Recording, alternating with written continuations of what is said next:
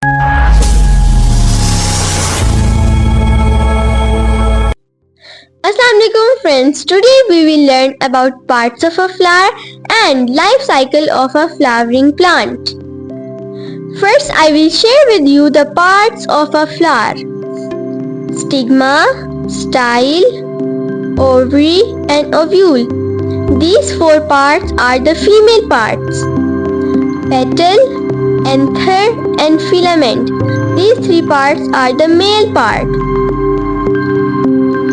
Now we will talk about functions of a flower parts.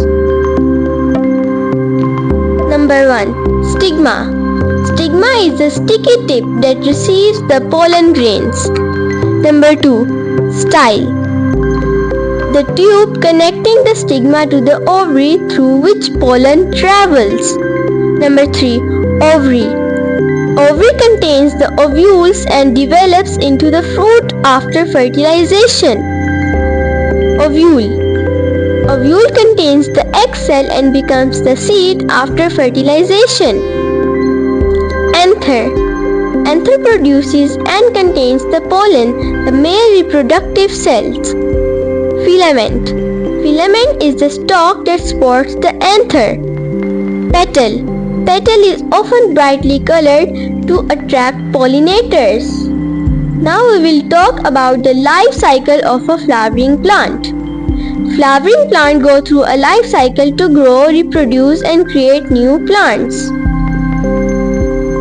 Step number 1. Pollination. The pollen from the male part, anther, reaches the female part, stigma, of a flower. Pollination can be done by wind, insects or animals.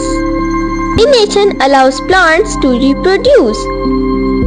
Pollen from the anther sticks to the pollinator. Pollinator carries the pollen. Then the pollen sticks to the stigma of another flower. How bees carry pollen? A few loose grains always stick to the bee's fuzzy body, which fall off on the next flower, helping the plant reproduce. Here are some types of pollination: wind, insects and birds. First we will talk about wind pollination. When the wind blows, it moves air from one place to another. Some plants make very light and tiny pollen grains. These pollen grains are easy for wind to pick up. When the wind blows, it carries the pollen away from the anther of one flower and spreads it in the air. The pollen can travel a short or long distance with the wind. You can see an example of a dandelion flower. Its pollens are flying through the wind pressure. Now we will talk about insect pollination. Insect pollination happens when insects like bees, butterflies and moths visit flowers like a tiny helpers. They come to visit to flower to drink sweet nectar or collect pollen as a food. As the insect moves around inside the flower, yellow pollen dust sticks to its body and legs.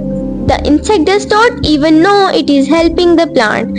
When it flies to another flower, it carries the pollen with it, helping the flower make seeds and grow new plants.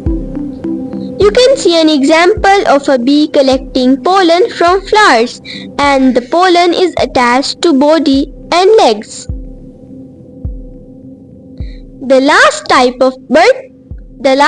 of pollination is bird pollination. Bird pollination happens when birds help carry pollen from one flower to another. Birds like hummingbirds and sunbirds visit flowers to drink sweet nectar.